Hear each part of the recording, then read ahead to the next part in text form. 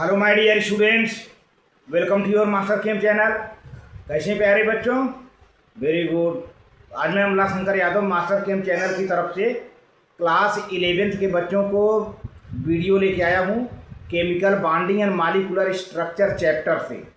आज के वीडियो में इस चैप्टर से हमारा डिस्कशन होगा Lewis dot structure of molecules and ions. किसी आयन का, किसी मॉलिक्यूल का लुईस के हिसाब से डॉट स्ट्रक्चर कैसे बनाया जाएगा और कैसे हम सेंट्रल मेटल को सिलेक्ट करेंगे। सेंट्रल मेटल को डिसाइड करने का तरीका हम बताएंगे, क्योंकि सबसे बड़ी मिस्टेक यहीं पर होती है। सेंट्रल मेटल किस एलिमेंट को बनाया जाए और इसके बाद तब कार्नर एटम, दो एटम होते हैं, एक सेंट्रल एटम और सेंट्रल एटम के बाद सारे एटम कार्नर एटम होते हैं जो सेंट्रल मेटल के चारों ओर होते हैं। और हम बैलेंस सभी सेंट्रल मेटल और कार्नर एटम के बैलेंस इलेक्ट्रॉन का टोटल कर लेते हैं। अगर माइनस आयन है तो जितना माइनस चार्ज है उसमें उतना ऐड कर देते हैं, अगर प्लस चार्ज है तो जितना प्लस चार्ज है उसमें उतना हम सब्ट्रैक्ट कर देते हैं। तो इसके बारे में हम डिटेल आइडिया देने जा रहे हैं। चलते हैं आगे। हाँ प्यारे बच्चों, ये क्लास 11th है, लेक्चर नंबर 8 है। चैप्टर का नाम है chemical bonding and molecular structure. Chemical bonding and molecular structure chapter का नाम है। और हमारा जो टॉपिक है Lewis representation of simple molecules and ions, यानी Lewis structure of simple molecules and ions की बात किया जाए। सिंपल मॉलिक्यूल या आयन का कैसे हम स्ट्रक्चर देंगे इलेक्ट्रॉन को डॉट के रूप में रिप्रेजेंट करके, या यूँ कह दिया जाए कि इसको लुईस स्ट्रक्चर कैसे हम बनाएंगे। तो लुईस स्ट्रक्चर की जब बात आती है प्यारे बच्चों तो सेंट्रल मेटल की बात आ जाती है। सेंट्रल मेटल कैसे हम सिलेक्ट करेंगे, तो इसके लिए कुछ रूल है, उसका हम आपसे डिस्कशन करते हैं। तो आप कापी कलम लेके बैठ जाओ प्यारे बच्चों, और जितने रूल हैं, जितने स्टेप हैं, उसको आप नोट करते चलो। आपको कोई प्रॉब्लम नहीं बनेगी। बहुत आसान है जो है लुईस स्ट्रक्चर बनाने के लिए। लुईस स्ट्रक्चर कहिए, चाहे लुईस डॉट स्ट्रक्चर कहिए, चाहे लुईस डॉट रिप्रेजेंटेशन कहिए, चाहे Lewis representation of simple molecule ion, कई नाम से जाना जाता है ना। देखो प्यारे बच्चों, Lewis structure have a number of limitations it they are helpful in understanding the formation and properties of molecules to greater extent. देखिए, देखा जाए तो लुईस स्ट्रक्चर की बहुत ढेर सारी कमियां हैं, लेकिन फिर भी यह स्ट्रक्चर, यह रूल काफ़ी मदद दिया जो है मॉलिक्यूल के स्ट्रक्चर को रिप्रेजेंट करने में और लिखने में। Hence writing of the Lewis structure dot structure of the molecules and ions is very useful. किसी भी मॉलिक्यूल का डॉट स्ट्रक्चर या किसी आयन का डॉट स्ट्रक्चर बनाने में लुईस का जो रूल है काफ़ी हेल्पफुल है। These structures can be written through following step. ये स्ट्रक्चर कैसे कैसे बनाए जाते हैं, इसके कुछ स्टेप्स हैं। तो आप पहले देखिए, पहला स्टेप क्या है? Calculate the total number of valence electrons of the atoms present. अब एटम्स प्रेजेंट की बात की जाए तो एटम दो ढंग के होंगे, सेंट्रल मेटल, कार्नर एटम। मतलब जितने एटम होंगे उस मॉलिक्यूल में या आयन में, सारे वैलेंस इलेक्ट्रॉन को, वैलेंस इलेक्ट्रॉन क्या होता है? आउटर मोस्ट सेल के इलेक्ट्रॉन, सभी इलेक्ट्रॉन नहीं, केवल आउटर मोस्ट सेल के इलेक्ट्रॉन को आप टोटल कर लीजिए, उसको ऐड करके निकाल लीजिए, टोटल कर लीजिए, पूरा टोटल निकाल लीजिए। फिर क्या करेंगे? अब देखना ये है कि वह मॉलिक्यूल न्यूट्रल है कि निगेटिव आयन है कि पॉजिटिव आयन है, ये भी देखना है। तो उसमें कुछ और किया जाता है। अगर निगेटिव है तो हम उतना ऐड कर देते हैं जितना निगेटिव चार्ज है, पॉजिटिव है तो इस टोटल में से उतना हम घटा देते हैं, सब्ट्रैक्ट कर देते हैं। तो देखिए, इफ़ स्पेसीज इज एनायन मतलब negatively charge, add number of electrons equal to the unit negative charge. तो टोटल इलेक्ट्रॉन में उतना इलेक्ट्रॉन और जोड़ दीजिए जितना माइनस चार्ज हो। ठीक है, पहले तो आपने टोटल कर लिया सभी वैलेंस इलेक्ट्रॉन को। इसके बाद अब देखिए, अगर उस पर कोई चार्ज है, मान लीजिए निगेटिव चार्ज है, तो जितना निगेटिव चार्ज है उतना इलेक्ट्रॉन उसमें और ऐड कर दीजिए। और यदि if the species is cation मतलब पॉजिटिव चार्ज है, तो subtract number of electrons equal to the unit positive charge, तो उतना इलेक्ट्रॉन घटा दीजिए, सब्ट्रैक्ट कर दीजिए जितना पॉजिटिव चार्ज है। जैसे 2 पॉजिटिव चार्ज है तो 2 घटा दीजिए, 3 पॉजिटिव चार्ज है तो 3 घटा दीजिए, जितना है तो 4। This give the total number of electrons to be distributed. अब इसके बाद हमको टोटल नंबर ऑफ इलेक्ट्रॉन मिल जाता है डिस्ट्रीब्यूट करने के लिए जिसको।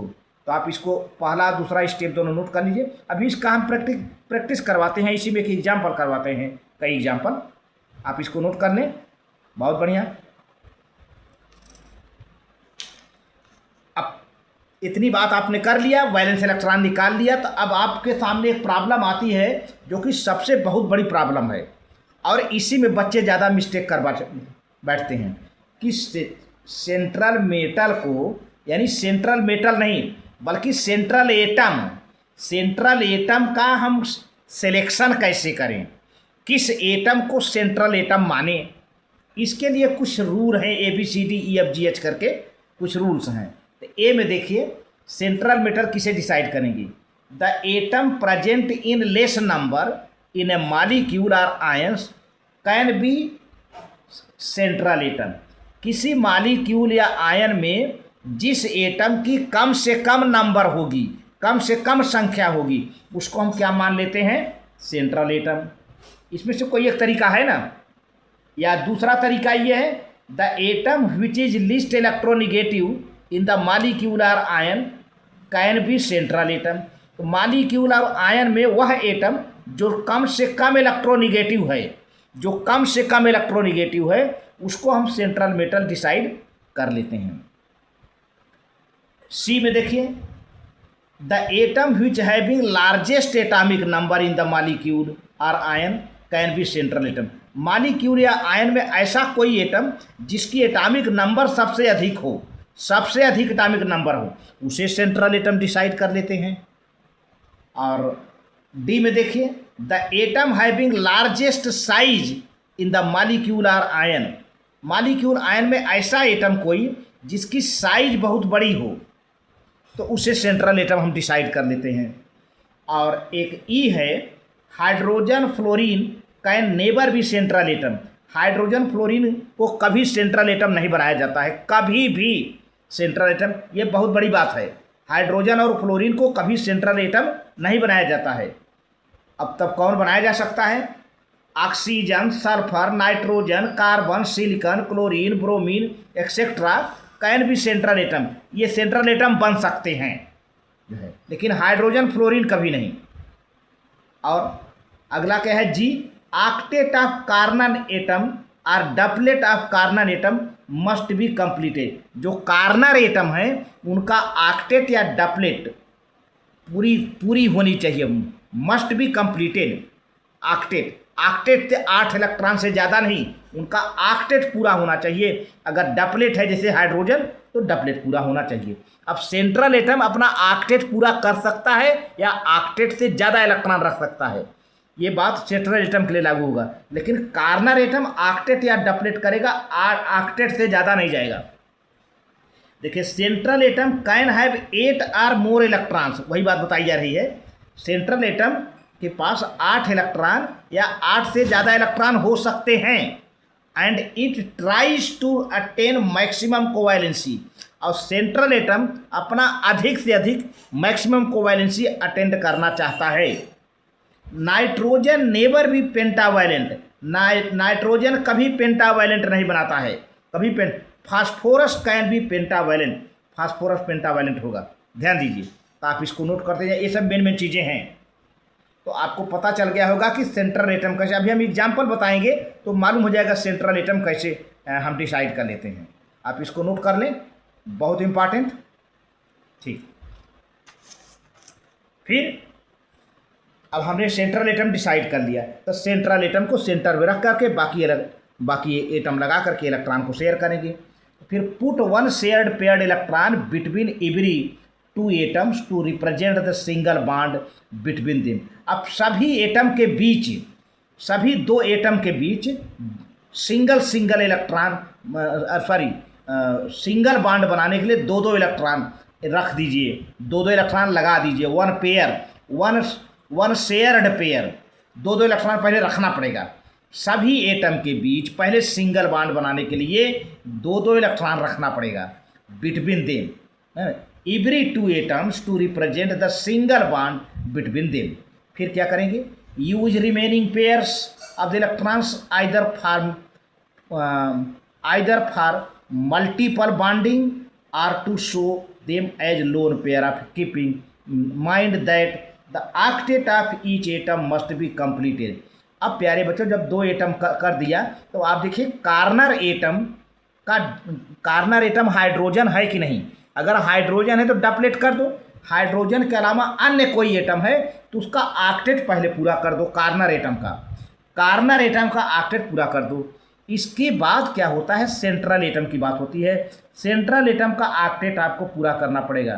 तो corner atoms except hydrogen must be completed their octet. तो कार्नर एटम अगर हाइड्रोजन के अलावा कोई दूसरा एटम है तो उसका ऑक्टेट पूरा करना पड़ेगा। इसके बाद आप सेंट्रल एटम का ऑक्टेट पूरा करिए। अब एक एग्जाम्पल है, देखिए कई एग्जाम्पल हैं।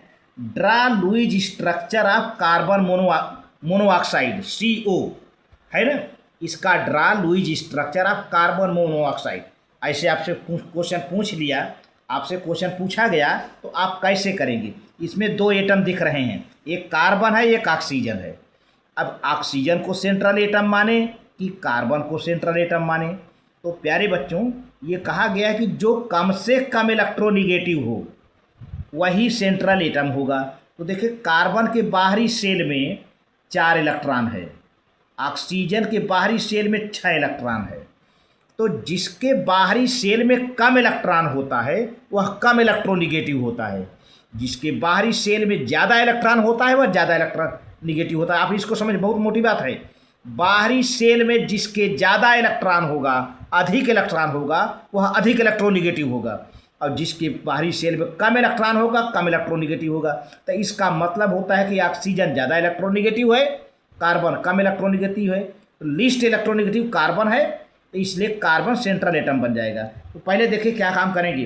पहले बैलेंस इलेक्ट्रॉन ऑफ कार्बन कितना है 4, बैलेंस इलेक्ट्रॉन ऑफ ऑक्सीजन कितना है 6, टोटल बैलेंस इलेक्ट्रॉन कितना है 4 + 6 10 कर लिया है ना, बैलेंस इलेक्ट्रॉन टोटल कर लिया। अब कोई माइनस चार्ज तो है नहीं, कोई प्लस चार्ज नहीं, बस तब यही टोटल है। अब सेंट्रल एटम डिसाइड करेंगे, carbon is the least electronegative, thus it will be the central atom. हमने कार्बन को डिसाइड कर लिया। भाई कार्बन ऑक्सीजन में स्टूडेंट के दिमाग में चलता है ना कि किसको सेंटर में रखें, तो कार्बन सेंट्रल हो जाएगा। हालांकि दो ही एटम है तो सेंट्रल तो कार्बन ही होगा। अच्छा, अब क्या करेंगे, putting the single bond between carbon and oxygen. Carbon oxygen के बीच में सबसे पहले सिंगल बॉन्ड रख दीजिए। Completing the octet of the corner atom, corner atom का ऑक्टेट पूरा करिए। कार्नर एटम कौन बन जाएगा, oxygen, and then central atom carbon. ठीक है, तो आप इसको पहले नोट कर लीजिए, आगे बताते हैं कैसे होता है। पहले आप नोट कर लें इसे, बहुत बढ़िया। ठीक, तो आपने क्या काम किया, कार्बन रखा, ऑक्सीजन रखा। आप कार्बन को सेंट्रल मानिए, भले किनारे किनारे है, एंड पर है, लेकिन यहाँ पर कार्बन को सेंट्रल ही है। तो पहले क्या करें, ऑक्सीजन का ऑक्टेट पूरा कर लिया, 2 2 4 2 6 2 8 है ना, 8 हो गया। लेकिन अब कार्बन का ऑक्टेट पूरा नहीं पर, अब भाई कार्नर का आपने पूरा कर लिया, अब सेंट्रल एटम कार्बन है, इसका ऑक्टेट नहीं पूरा हो पाया है। तो इसको अभी बहरहाल कितना कार्बन के पास है, 2 2 4 है, और 4 में 4 मिल जाए तो जो है क्या हो जाएगा, ये ऑक्टेट पूरा कर लेगा। तो आप ऐसा करिए कि एक लोन पेयर ये ले लीजिए और एक लोन पेयर ये ले लीजिए, है ना, यहाँ पर आ जाइए, ये है। तो आप यहाँ पे दो ठे तो है ही है, एक ये दोनों ले लीजिए और ये दोनों ले लीजिए, है ना। तो अब आ गया कितना, 2 पहले से थे, 2 2 4 2 6, देखिए यहाँ पर है 2 2 4 2 6 हो गया। अब ऑक्सीजन का भी ऑक्टेट हो गया, ऑक्सीजन का ऑक्टेट 6 2 8 और कार्बन का 6 2 8, दोनों का ऑक्टेट पूरा हो गया। तो अब यहाँ पर कैसे कहें, अब यहाँ पर ये देखना है कि बांड कैसे बना, ट्रिपल बांड है ना, ट्रिपल बांड पड़ा। तो यहाँ पर देखिए जितना इलेक्ट्रॉन हो, जितना शेयर्ड इलेक्ट्रॉन हो, उसको 2 से डिवाइड कर दीजिए, तो जो नंबर आएगा बांड बता देगा। तो कितना शेयर्ड इलेक्ट्रॉन है? 6 है। 6 को 2 से डिवाइड करिए 3, तो ट्रिपल बांड आ गया। ट्रिपल बांड आ गया। जितना शेयर्ड इलेक्ट्रॉन हो उसको 2 से डिवाइड कर दीजिए और आपको जो नंबर मिलेगा वो बांड बताएगा।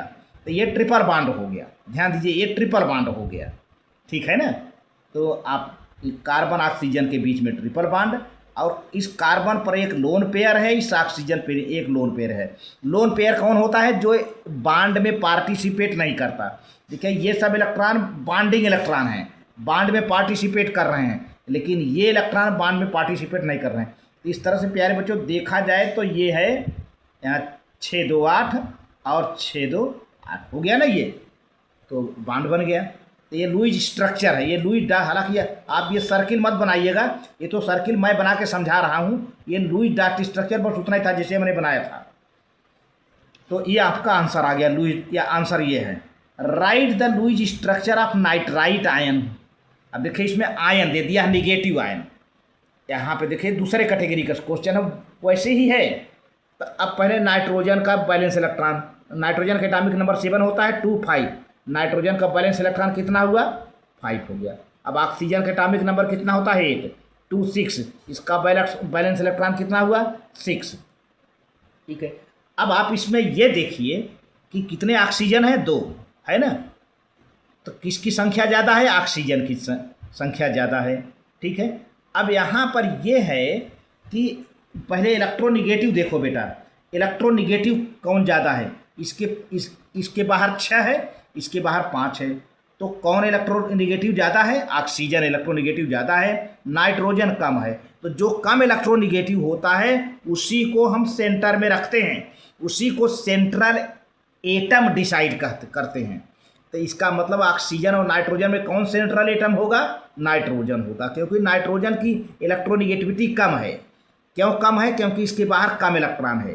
तो मैंने बताया था कि जिसके बाहर कम इलेक्ट्रॉन वह कम इलेक्ट्रोनिगेटिव, जिसके बाहर ज़्यादा इलेक्ट्रॉन वह ज़्यादा इलेक्ट्रोनिगेटिव, है ना। तो नाइट्रोजन कम इलेक्ट्रोनिगेटिव है, सेंट्रल एटम बन जाएगा।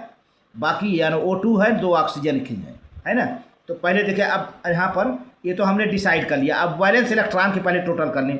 एक नाइट्रोजन का वैलेंस इलेक्ट्रॉन 5 है, ऑक्सीजन का वैलेंस इलेक्ट्रॉन कुल 2 है ना। ऑक्सीजन का वैलेंस इलेक्ट्रॉन 6 है, लेकिन 2 से मल्टीप्लाई क्यों हुआ? क्योंकि 2 ऑक्सीजन है। यदि ये सब मिस्टेक मत किया करिए, ये सब आप लोग मिस्टेक न किया करिए। यहाँ पर ना नाइट्रोजन 1 है तो 1 लिया 5, एक नाइट्रोजन का बैलेंस इलेक्ट्रॉन 5 है, ऑक्सीजन 2 है तो एक ऑक्सीजन का बैलेंस इलेक्ट्रॉन 6 है। तो 2 का कितना हुआ? 6 2 जा 12 हो गया टोटल बैलेंस है। तो नंबर ऑफ नेगेटिव चार्ज कितना है? 1 है ना। तो ये बैलेंस इलेक्ट्रॉन 5, ये 12 12, और टोटल नेगेटिव चार्ज कितना दिख रहा है? 1 माइनस। तो टोटल बैलेंस इलेक्ट्रॉन कितना हो जाएगा? 5 5 प्लस 12 प्लस 1। ये 1 क्या है? एक निगेटिव चार्ज। जब निगेटिव चार्ज जितना रहे, जैसे एक negative charge 1 plus, 1 negative charge 1 plus, है ना। जितना निगेटिव चार्ज हो उतना प्लस कर दिया जाएगा। तो ये 5 और 12 और एक निगेटिव चार्ज, टोटल कितना हुआ? 18 इलेक्ट्रॉन हो गया। 18 इलेक्ट्रॉन टोटल बैलेंस इलेक्ट्रॉन कितने हो गए? 18 इलेक्ट्रॉन हो गए। ठीक है। अच्छा, central atom of nitrogen because it is list electronegative and less in number. तो सेंट्रल नाइट्रोजन की संख्या भी कम है। जिसका संख्या कम होता है, देखिए ऑक्सीजन की संख्या 2 है, नाइट्रोजन की संख्या 1 है। जिसकी संख्या कम होती है, जिसकी नंबर कम होती है, वही सेंट्रल एटम होता है, या जो कम से कम इलेक्ट्रोनिगेटिव हो वही सेंट्रल एटम होता है। कई रूल हमने अभी पीछे बताया है। तो नाइट्रोजन कम संख्या में है और इसकी इलेक्ट्रोनिगेटिविटी भी कम है, तो सेंट्रल एटम हो जाएगा। तो central atom of nitrogen because it is least electronegative and less in number, है ना। ये रख लिया भाई। द स्केलेटल स्ट्रक्चर कैसे होगा? ऐसे ही बनाएंगे। ये देखिए, बीच में नाइट्रोजन रख दिया, ये सेंटर में नाइट्रोजन रख दिया, किनारे किनारे साइड साइड में ऑक्सीजन। तो ये सेंट्रल एटम हो गया, ये Ca हो गया सेंट्रल एटम। अब ये कार्नर एटम, ये कार्नर एटम है, ये कार्नर एटम। सेंट्रल एटम के चारों ओर के एटम को कार्नर एटम कहते हैं। तो कार्नर एटम के ऐसे लगा लिया। अब रही बात कुल 18 इलेक्ट्रॉन का, इस तरह से डिस्ट्रीब्यूट करें कि सबका अपना अपना ऑक्टेट पूरा हो जाए। तो चलते हैं आगे, पहले इसको नोट कर लें। बहुत बढ़िया। देखो प्यारे बच्चों, तो मैंने बताया था कि सबसे काम क्या करिए कि putting single bond between oxygen and nitrogen and nitrogen and oxygen. तो भैया ऑक्सीजन और नाइट्रोजन, नाइट्रोजन और ऑक्सीजन के बीच में पहले सिंगल बॉन्ड बना लो। तो सिंगल बॉन्ड बनाने, एक सिंगल बॉन्ड के लिए कितना इलेक्ट्रॉन चाहिए? 2 इलेक्ट्रॉन, है ना। तो 2 इलेक्ट्रॉन यहाँ रख दिया। इस नाइट्रोजन ऑक्सीजन के बीच में 2 इलेक्ट्रॉन, इस नाइट्रोजन ऑक्सीजन के बीच में 2 इलेक्ट्रॉन। अब तो कितने बड़े? 7 इलेक्ट्रॉन बच गए। कुल 18 है ना, टोटल 18 इलेक्ट्रॉन है, ध्यान दीजिए। तो 2 2 4, 4 हो गए, 2 2 4 हो गए, 2 2 4 हो गए, और 7 पेयर होना चाहिए। 7 दूनी 14 है, 7 दूनी 14, 4 18। तो यहाँ पर 7 पेयर इलेक्ट्रॉन हो जाएंगे। 7 पेयर इलेक्ट्रॉन बचे हैं, 7 पेयर इलेक्ट्रॉन बचे हैं, ध्यान दीजिए। तो अब क्या करेंगे? ऑक्टेट पूरा करें किसका? कार्नर एटम का। Step 4 completing the octet of corner atom oxygen. Corner atom oxygen, चलिए भैया। तो हम क्या काम करें? 2 2 4 2 6 2 8, 2 2 4 2 6 2 8, माइनस लगाए रखेंगे, ये माइनस लगा रहेगा। तो अब आप देख रहे हो कि कार्नर एटम ये ऑक्सीजन अपना ऑक्टेट पूरा कर रहा है, लेकिन नाइट्रोजन नहीं कर पा रहा है। कार्नर का तो आपने ऑक्टेट पूरा कर दिया, 2 2 4 2 6 2 8, 2 2 4 2 6 2 8, है ना। अब नाइट्रोजन का देखें, 2 2 4 2 6, अच्छा में कितना मिलाए? 8 हो जाए, 2 2 इलेक्ट्रॉन घट रहा है। तो आप किसी ऑक्सीजन के, चाहे राइट साइड ऑक्सीजन वाले चाहे लेफ्ट साइड ऑक्सीजन का, एक लोन पेयर ले लीजिए, शेयर कर दीजिए, तो ऑक्टेट पूरा हो जाए। तो चलिए हम ऐसे कर लेते हैं, इसको ले आके ये यहाँ लगा देते हैं, है ना। अब आ भी गया, देखिए अभी भी देखिए इस ऑक्सीजन का ऑक्टेट पूरा है, 2 2 4 4 8, और नाइट्रोजन का क्या हो गया? 2 2 4 और 4 8, नाइट्रोजन का ऑक्टेट पूरा हो गया। इस ऑक्सीजन का भी है 2 2 4 2 6 2 8, या इधर से करें, और या तो फिर हम ऐसे भी कर सकते हैं इस तरफ से। अब अगर ऐसे ना करें तो इसे कर दें, देखिए इसको ऐसे रख दें, इसको ऐसे एज इट इज रख दें। अब इसको ले आ दें, देखिए यहाँ पर हो गया 2 2 4 4 8 और 4 2 6 2 8, और ऐसे है। तो इस तरह से रेजोनेंस है, रेजोनेटिंग स्ट्रक्चर है ये। इस तरह से देखिए आप लुईस डॉट स्ट्रक्चर आ गया, ये आंसर आ गया आपका, ये आंसर हो गया, है ना। तो अब कितना बहुत आसान है, बहुत सरल है जो है। अब draw Lewis structure of carbonate ion. अब आप देख रहे हो कार्बोनेट आयन में कितने एटम हैं? एक कार्बन का और एक ऑक्सीजन का, 3 ऑक्सीजन का, सॉरी ऑक्सीजन के 3 एटम हैं, एक कार्बन का एटम है और ऑक्सीजन का 3 एटम है, टोटल 4 एटम हैं। सबसे कम संख्या किसकी है? कार्बन की। तो इसका मतलब आपको यही पता चल रहा है, जो जिसका नंबर सबसे कम हो वही सेंट्रल एटम बनेगा। कार्बन अकेला है और उसके साथ कितने हैं? 3 ऑक्सीजन हैं, 3 ऑक्सीजन हैं। तो जिसकी संख्या कम होती है वही सेंट्रल एटम होता है। भैया हमने रूल में बताया था कई नियम, और वैसे भी कार्बन लेस इलेक्ट्रोनिगेटिव है, कार्बन ही सेंट्रल एटम बनेगा। तो पहले आप इतना नोट कर लें, ठीक। अब देखो बेटा, यहाँ पर स्टेप 1 में calculate total number of valence electron. Carbon का एटॉमिक नंबर 6 होता है, 2 4, वैलेंस इलेक्ट्रॉन कितना हो गया? 4। ऑक्सीजन का एटॉमिक नंबर कितना होता है? 8 2 6, तो वैलेंस इलेक्ट्रॉन कितना होगा? 6, लेकिन कितना ऑक्सीजन है? 3, कार्बोनेट आयन है ना, CO3-2, तो 3 ऑक्सीजन है, तो यहाँ 3 से देखिए मल्टीप्लाई है, ध्यान दीजिए। इसी सब चीज़ों को बच्चे काफ़ी मिस्टेक करते हैं, एक ऑक्सीजन के लेते हैं जबकि ऑक्सीजन 3 है। जब एक ऑक्सीजन का वैलेंस इलेक्ट्रॉन 6 है तो 3 ऑक्सीजन है, तो 3 से मल्टीप्लाई कर दो, 18 आ गया, 18 आ गया, है ना। अब क्या हुआ कि कितना चार्ज है? -2, तो नंबर ऑफ निगेटिव चार्ज कितना है? 2, है ना, चिन्ह का मत यूज करिए, 2 हो गया। तो total number of valence electron क्या हो गया? Total number of valence electron कितना हो गया? 4 कार्बन के और 18 ऑक्सीजन के और 2 निगेटिव चार्ज, टोटल कितना हो गया प्यारे बच्चों? 24 इलेक्ट्रॉन हो गया, 24 इलेक्ट्रॉन हो गए। अब क्या करेंगे कि कार्बन इज लिस्ट इलेक्ट्रोनिगेटिव। अब डिसाइड करेंगे कौन सेंट्रल में एटम होगा। ये तो वैलेंस इलेक्ट्रॉन तो हमने ले लिया, हमारे पास इतने वैलेंस इलेक्ट्रॉन हैं। अब किसको हम डिसाइड करें सेंट्रल एटम हो, तो carbon is list electronegative and less in number that it is central atom. Carbon देखिए, इस कार्बोनेट में कार्बन सबसे कम इलेक्ट्रोनिगेटिव है क्योंकि इसके बाहर 4 इलेक्ट्रॉन है, इसके बाहर तो 6 है, तो कार्बन इलेक्ट्रोनिगेटिव कम है। और वैसे भी कार्बन कम संख्या में भी है, ऑक्सीजन 3 है तो कार्बन अकेले 1 है। तो carbon is list electronegative and less in number that it is central atom. तो इसका स्केलेटल स्ट्रक्चर इस तरह से देखिए, कार्बन को सेंटर में हमने रखा हुआ है और इसके इधर ऑक्सीजन, इधर ऑक्सीजन, इधर 3 ऑक्सीजन है, 3 ऑक्सीजन को हमने लगा दिया।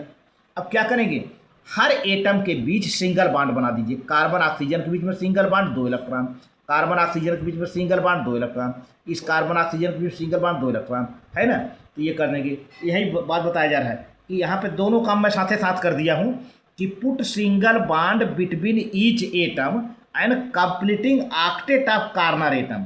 तो पहले देखिए मैं यहीं पर सिंगल बॉन्ड लगा भी देता हूँ स्ट्रक्चर करके, ऐसे कार्बन कर दिया और यहाँ पर ये, यहाँ पर ये, यहाँ पर ये, यहाँ पे सिंगल बॉन्ड बना दिया 2-2 इलेक्ट्रॉन लगाकर, देख रहे हैं ना, ये 2-2 इलेक्ट्रॉन हम बना करके, ये सिंगल बॉन्ड आपको दिख रहा होगा, ये है कार्बन, ये ऑक्सीजन है, ये है ना, ये कार्बन है, ये यहाँ पर ये ऑक्सीजन है, ऑक्सीजन है, ये ऑक्सीजन है, ये है, ठीक है। अब यहाँ पर सिंगल बॉन्ड सबके, इसके बीच में सिंगल बॉन्ड, इसके बीच में सिंगल बॉन्ड, इसके बीच में सिंगल बॉन्ड बना दिए। ये स्टेप मैं इसी में ऐड कर दिया हूँ। अब इसके बाद सभी ऑक्सीजन का यानी सभी कार्बन एटम का ऑक्टेट पूरा कर दिए। यही स्टेप यहाँ पे एक साथ में हमने दोनों साथ कर दिया है। तब ऑक्सीजन का ऑक्टेट पूरा करो भाई, 2 2 4 2 6 2 8, है ना। हर ऑक्सीजन को 2 मिला है, 6 मिला दो और क्या ऑक्टेट पूरा हो जाए। हर ऑक्सीजन को 2 मिला है और कार्बन को तो 2 2 4 2 6 मिल चुका है, लेकिन हर ऑक्सीजन को 2 मिला है। तो हर ऑक्सीजन को कितना चाहिए, 6 चाहिए। तो भैया ये 2 मिला है, 2 2 4 2 6 6 2 8, 2 2 4 2 6 2 8, 2 2 4 2 6 2 8। अब सभी ऑक्सीजन यानी सभी कार्बन एटम अपना ऑक्टेट तो पूरा कर लिए भाई। अच्छा, लेकिन अब इसमें एक प्रॉब्लम आ रही है कि कार्बन का ऑक्टेट पूरा नहीं हुआ है, जिसको आपने सेंट्रल एटम डिसाइड किया है। Here carbon has not completed it's octet, carbon अपना ऑक्टेट पूरा नहीं किया है। तो कार्बन के पास प्रेजेंट कंडीशन में कितने इलेक्ट्रॉन हैं, 2 2 4 2 6। तो कितना घट रहा है, 2 कहीं से ले लो, या मान लीजिए किसी स्ट्रक्चर से इससे ले लेंगे तो हो जाएगा 2 2 4 2 6 2 2 4 और 4 8 यहाँ पर आ जाएगा। देखिए अब पहले इसको नोट कर लें तो अगले हिस्ट्री पेज में मैं दिखाते हैं, पहले आप इसको नोट कर लीजिए। बहुत बढ़िया, ठीक। अब देखिए आया है ये, पहली बार में क्या काम किया हमने, ये यहाँ से हमने ले लिया, है ना। तो इस इलेक्ट्रॉन को हमने यहाँ दिखा दिया। जब ये दोनों इलेक्ट्रॉन यहाँ आ गए तो ये दोनों इलेक्ट्रॉन मैंने यहाँ रख दिया है। देखिए यार, ये 4 इलेक्ट्रॉन हो गए। अब इस ऑक्सीजन के 2 2 4 4 8, कार्बन का देखिए 2 2 4 4 8, और इस ऑक्सीजन का 2 2 4 2 6 2 8, इस ऑक्सीजन का 2 2 4 2 6 2 8 हो गया ऑक्टेट पूरा। या ऐसे, अब इसका मतलब यहाँ डबल बॉन्ड बन गया भाई। 4 इलेक्ट्रॉन है, टोटल 4 इलेक्ट्रॉन है, 2 से डिवाइड करो, 2 2 जा 4। मैंने बताया था जितना शेयर्ड इलेक्ट्रॉन है उसको 2 से डिवाइड कर दो, बॉन्ड निकल आएगा। तो यहाँ पे डबल बॉन्ड आ गया। यहाँ पे सिंगल बॉन्ड क्यों है, यहाँ पे देखिए दोनों के बीच में सिंगल बॉन्ड है। तो सिंगल बॉन्ड है, कितना इलेक्ट्रॉन है, 2 को 2 से डिवाइड करो, 1 आएगा, सिंगल बॉन्ड हो गया, है ना। यहाँ पे कार्बन ऑक्सीजन के बीच में कई इलेक्ट्रॉन शेयर है, 2 को 2 से डिवाइड करो तो 1 आएगा। तो यहाँ पे सिंगल बॉन्ड आया, सिंगल बॉन्ड। लेकिन यहाँ डबल बॉन्ड क्यों आया, ये 4 इलेक्ट्रॉन है। 4 इलेक्ट्रॉन है तो जितने टोटल शेयर्ड हों, टोटल शेयर्ड इलेक्ट्रॉन को 2 से हमेशा डिवाइड कर दिया करिए, तो जो नंबर आएगा बॉन्ड बताएगा। यहाँ पे टोटल 4 इलेक्ट्रॉन शेयर्ड है, उसको 2 से डिवाइड कर दो, 2 आया। या इसका मतलब इस ऑक्सीजन कार्बन के बीच में डबल बॉन्ड आ जाएगा, है ना। तो इस तरह से आज के वीडियो में बस इतना ही। Very good, thank you. ये लुईस डॉट स्ट्रक्चर रहा प्यारे बच्चों, बहुत बढ़िया।